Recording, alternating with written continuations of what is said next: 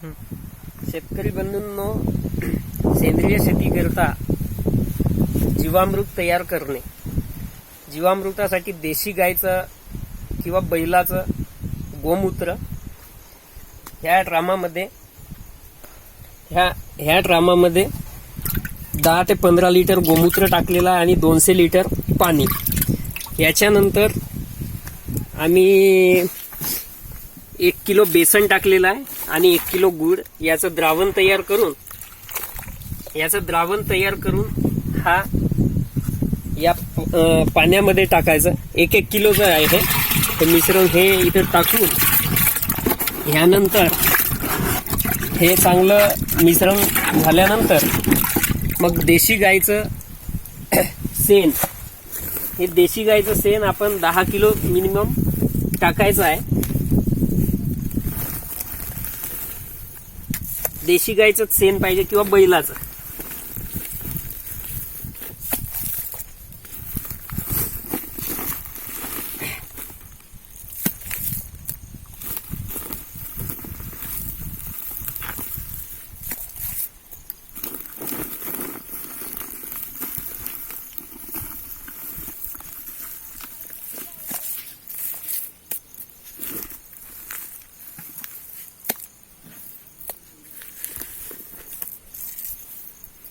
हे 10 किलो शेण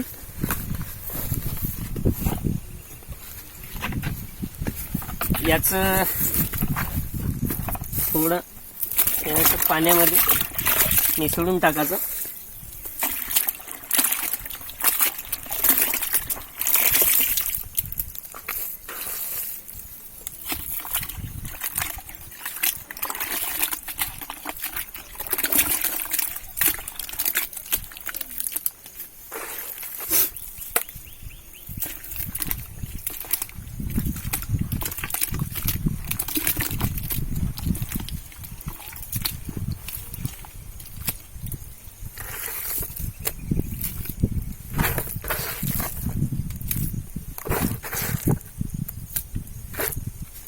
हे 10 किलोचं द्रावण झाल्यानंतर हे सुद्धा या ड्रामामध्ये टाकून घ्यायचं.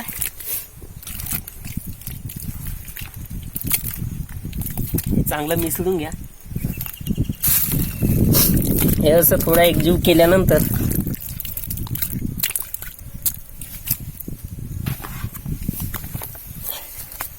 हे सुद्धा इथं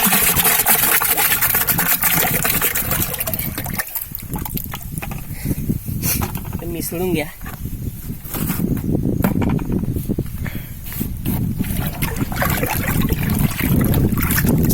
याच्यामध्ये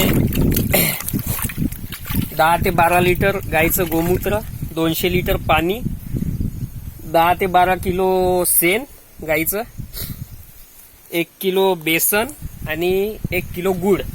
याचं हे द्रावण झाल्यानंतर आपल्या बांधावरची किमान 1 किलो माती, हे जीवाणूची माती आहे, हे माती इथं टाकून घ्यायची. आणि याच्यानंतर 5 ते 7 दिवस, किमान 5 दिवस एका काठीने दिवसातून 2दा याला असा सीधा ढवळायचं डावीकडून उजवीकडे. हे झाल्यानंतर 5 दिवसानंतर हे तयार होईल जीवामृत. हे झाल्यानंतर आपण आपल्या शेतीमध्ये याचा वापर करू शकतो. आणि हे तयार करताना याला कशाचा पेक न करता याला गोंदपाटाने असं झाकून घ्यायचं.